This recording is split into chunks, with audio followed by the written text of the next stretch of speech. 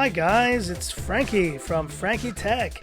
Good to see you guys again, and I'm here with my full comparison between the Realme X2 Pro, the OnePlus 7T, and the Pixel 4 XL.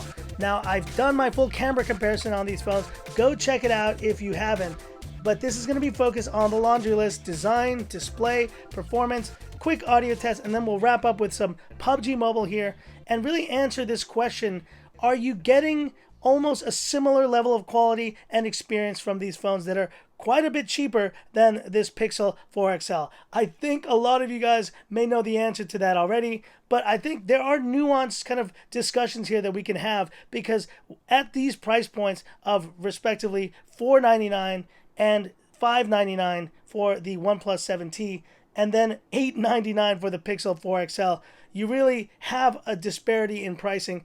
But what happens when a phone like the Pixel gets a discount? What happens when a OnePlus 7T gets a discount? What happens when the pricing of this X2 Pro is a little bit higher in certain markets? You may have a very interesting discussion there. So let's jump right into it now and let's have a look.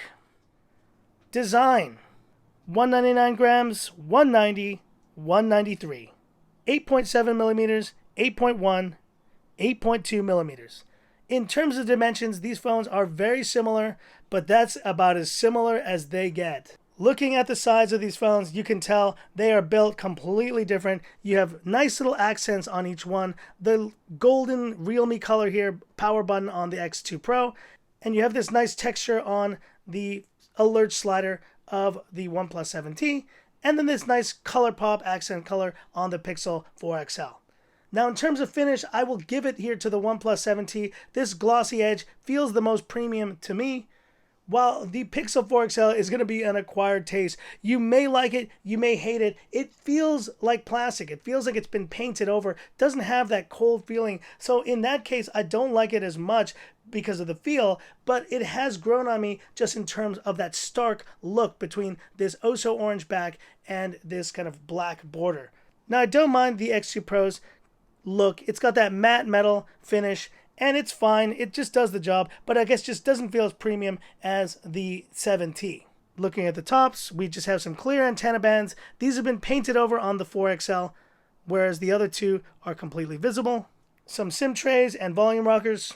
And at the bottom, we have the USB-C speakers, a few mic holes, but we do have 3.5 millimeter headphone jack on the X2 Pro. So for you headphone jack lovers, you already know which phone to pick.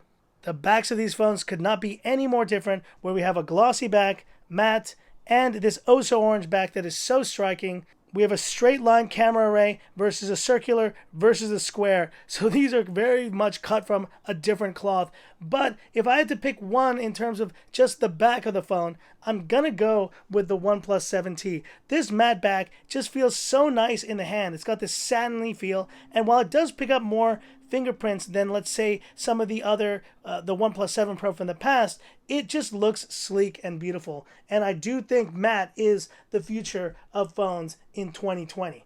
The X2 Pro's glossy back is alright, but I feel the glossy era is coming to an end, and this kind of back was just very basic, didn't have any of the gradients or any of the looks that you really appreciate in some other phones, so it's not bad, but it's not my favorite. And the Pixel 4 XL, it's gonna be an acquired taste. Some people will love it, some people will hate it. I personally think it looks great. And now, after I've spent some time with it, it is more of a highlighter orange in this lighting. The camera is making it look far more orange than it actually is.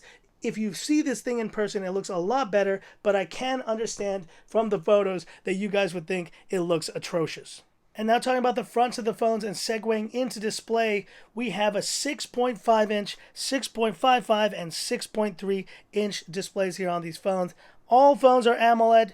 While these two are 1080p, the Pixel 4 XL is a Quad HD display. They all have that beautiful 90 Hz refresh rate, which is just amazing.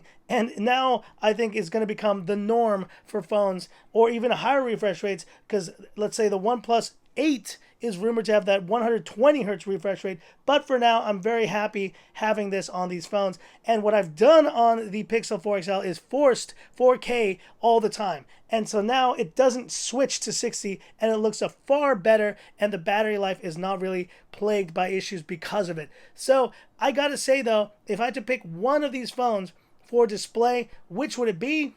Well, it's hard to say.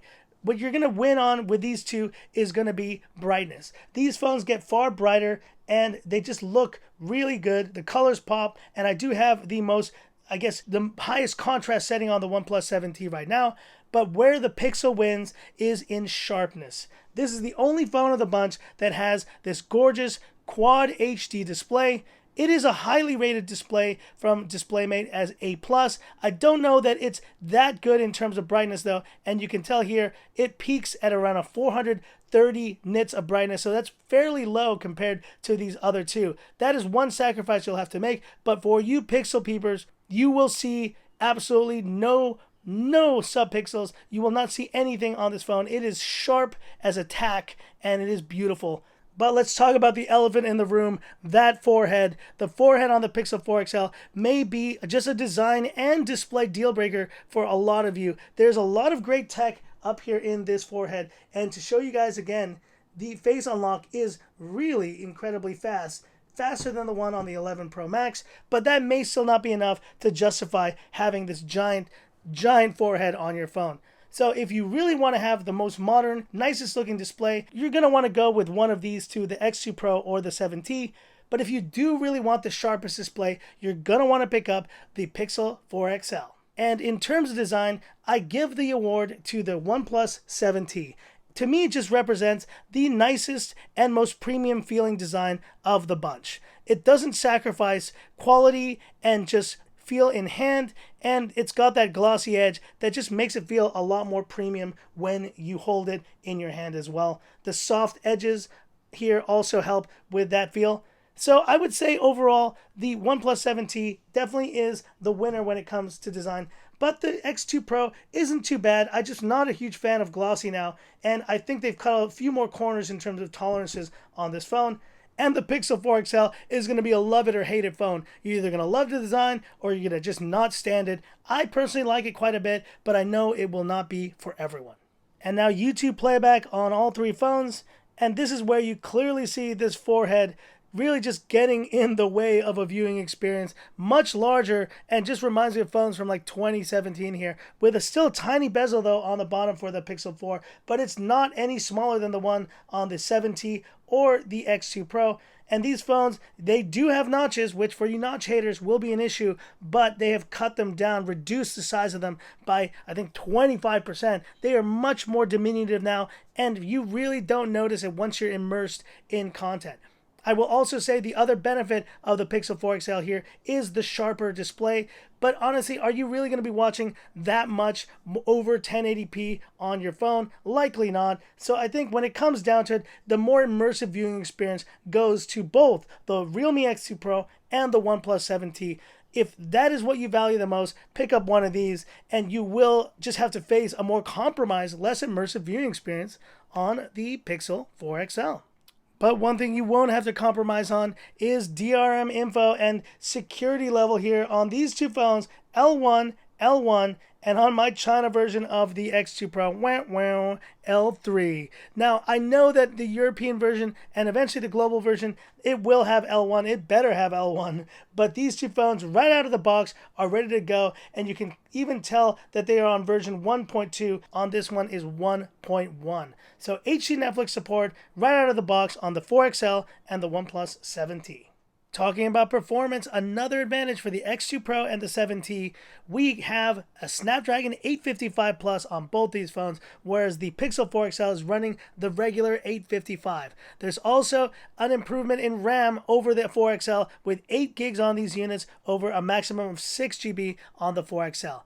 And that has been an issue plaguing the Pixel line with a 4 GB of RAM set up last year with a 3XL, and that had major app loading and RAM management issues. I like that they've stepped it up to 6 GB, but it still pales in comparison to what you're seeing with the competitors. And now even going up to 12 GB, it's insanity that they're only putting 6 GB on these phones right now.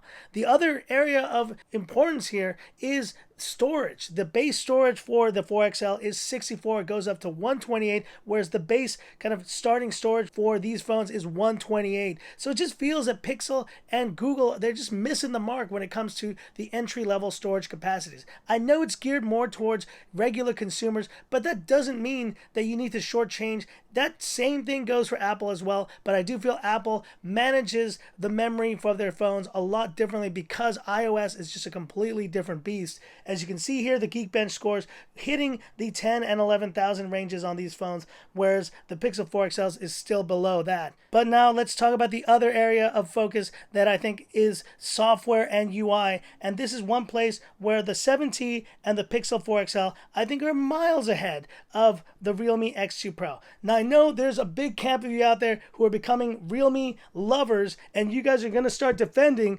ColorOS to the death, just like Xiaomi fans defend MIUI. But I gotta say it, break it to you all. MIUI is great.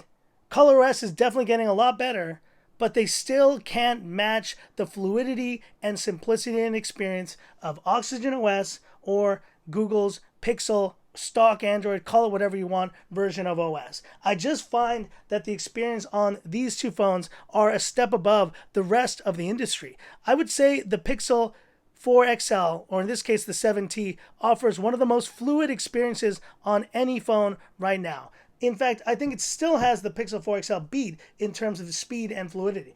But once I forced 90 Hz on the Pixel 4 XL, it almost gave me a similar experience. And it is just something that you have to experience yourself to understand. There are also little flourishes in terms of just software that I really appreciate on the Pixel. So the inclusion of the Recorder app for live transcription.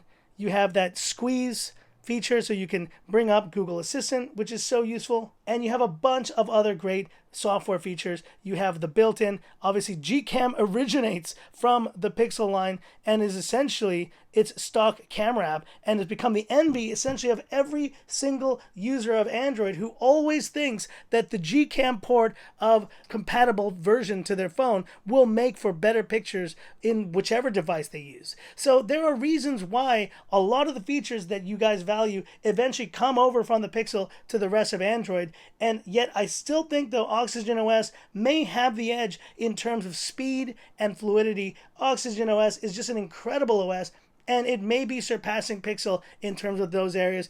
But using here the 4XL for the last week or two, I'm really remembering why I love stock Android so much. And it's not to say that ColorOS hasn't improved. 6.1 is the version on this phone, but it is miles behind the versions of Android on these phones, in my opinion. Let's see what happens when ColorOS 7 comes out. It may close the gap a little bit, but right now, this OS is still behind MIUI, in my opinion. And now that MIUI 11 came out, I think it has taken the lead again on top of ColorOS. So sorry to you Realme fans out there, but I just ain't a fan of ColorOS in the same way as I am of the Oxygen OS experience and the stock experience on the 7T and the 4 XL. So talking about battery, we have a 4,000, 3,800, and 3,700 capacity on these phones. Now, as you remember, if you haven't seen it already, these two phones, the X2 Pro and 7T, featured in my drain test, and they both did a solid job, even at 90 Hz, lasting well over 7.5 hours. They did a terrific time there, and that was a very taxing test, so I bet they would have lasted even longer in just typical daily use experience. Now, I haven't done the same for the Pixel 4 XL, but what I did do yesterday was a real-world battery test, and the experience on it was actually a lot better than I had expected. Last week, I was having some major issues with battery on this phone. The ambient display was eating up a lot, but beyond that, it just wasn't lasting a full day. I was barely getting 3 to 4 hours of screen on time. Flash forward to today, and today, the experience is completely different. I got off the charger last night at 12%, and you can see here, I got over 7.5 hours, or close to 7.5 hours of screen on time from the Pixel 4 XL. With a combination of Netflix, YouTube, PUBG, Instagram, Twitter, you name it, Pixel Launcher. I did a lot of stuff with this phone. It had my main SIM in it for the whole day, and I was actually really impressed. And this is all thanks to this November update that I got, the security level patch, November 5th, 2019. It's still being rolled out to a lot of phones, but I do know that if you have this patch, you should experience better battery life. I definitely did. Could it be adaptive battery mode as well that's kind of learning my usage and kind of adjusting to it? Perhaps. But considering where I was last week, I almost want to apologize to the Pixel because I made a just crushing assessment of its battery last week, and it has since almost doubled in life and in experience. So I will say it is now something that I wouldn't recommend if you're a battery lover, but it's not a deal breaker as it was yesterday on the 4XL. So a big update here and a big improvement for the 4XL. Stay tuned for part 2 of my epic comparison, PUBG Showdown, and more.